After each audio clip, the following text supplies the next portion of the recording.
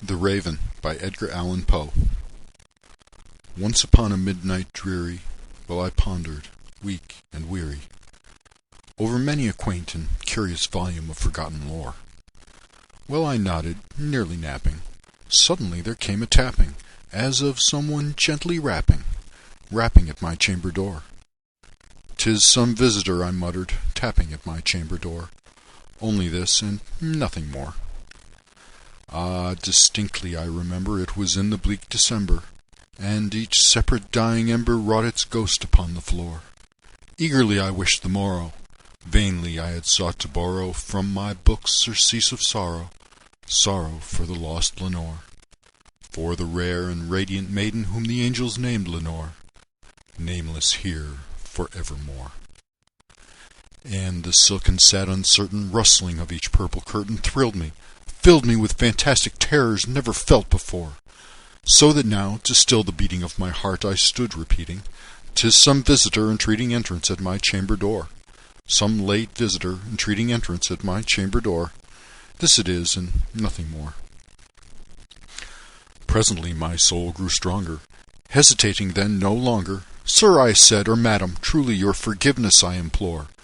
But the fact is, I was napping, and so gently you came rapping, and so faintly you came tapping at my chamber door, that I scarce was sure I heard you."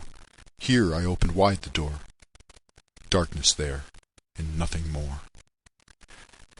Deep into that darkness peering, long I stood there wondering, fearing, doubting, dreaming dreams no mortals ever dared to dream before. But the silence was unbroken, and the stillness gave no token, and the only word there spoken was the whispered word, "Lenore."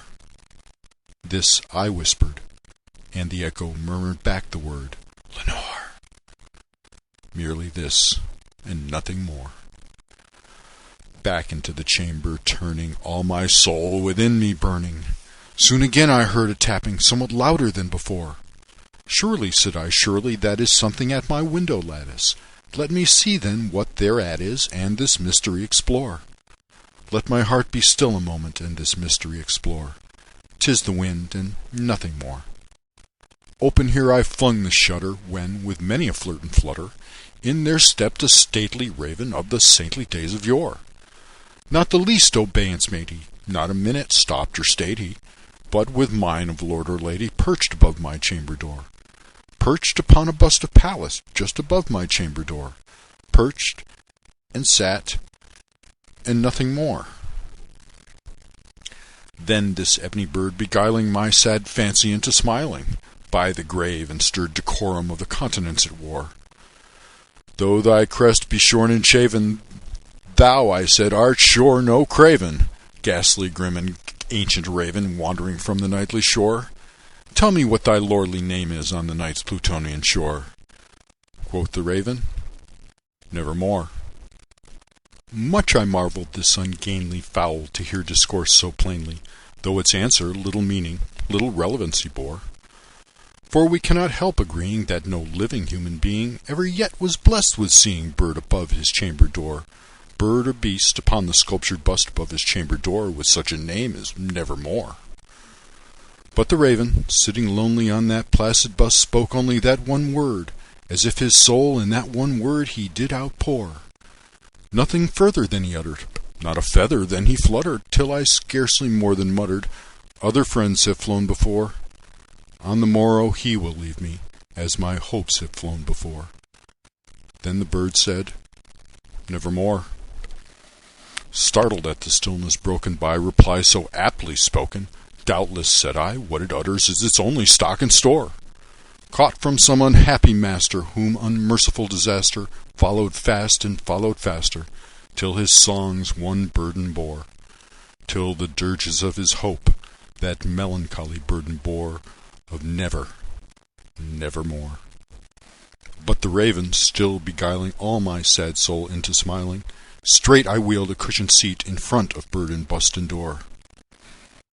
Then, upon the velvet sinking, I betook myself to linking fancy unto fancy, thinking what this ominous bird of yore, what this grim, ungainly, ghastly, gaunt, and ominous bird of yore meant in croaking "Nevermore." This I sat engaged in guessing, but no syllable expressing to the fowl whose fiery eyes now burned into my bosom's core. This and more I sat divining, with my head at ease reclining on the cushion's velvet lining that the lamplight gloated o'er, but whose velvet, violet lining, with the lamplight gloating o'er, she shall press, nevermore. Then methought the air grew denser, perfumed from some unseen censer, swung by seraphim whose footfalls tinkled on the tufted floor. Wretch, I cried, thy God hath lent thee, by the angels he has sent thee, respite, respite and nepenthe from these memories of Lenore. Quaff, oh quaff this kind nepenthe, and forget this lost Lenore. Quoth the raven, nevermore. Prophet, said I, thing of evil, prophet still if bird or devil, whether tempter sent or whether tempest tossed thee here ashore, desolate yet all undaunted on this desert land enchanted, on this home by horror haunted, tell me truly I implore, is there balm in Gilead? Tell me, I implore. Quoth the raven, nevermore. Prophet, said I, thing of evil, prophet still if bird or devil, by the heaven that bends above us, by that God we both adore, tell this soul with sorrow laden, if within the distant Aidenn it shall clasp a sainted maiden whom the angels named Lenore, clasp a rare and radiant maiden whom the angels named Lenore. Quoth the raven, nevermore. Be that word our sign of parting, bird or fiend, I shrieked upstarting. Get thee back into the tempest and the night's Plutonian shore. Leave no black plume as a token of that lie thy soul has spoken. Leave my loneliness unbroken. Quit the bust above my door. Take thy beak from out my heart, and take thy form from off my door.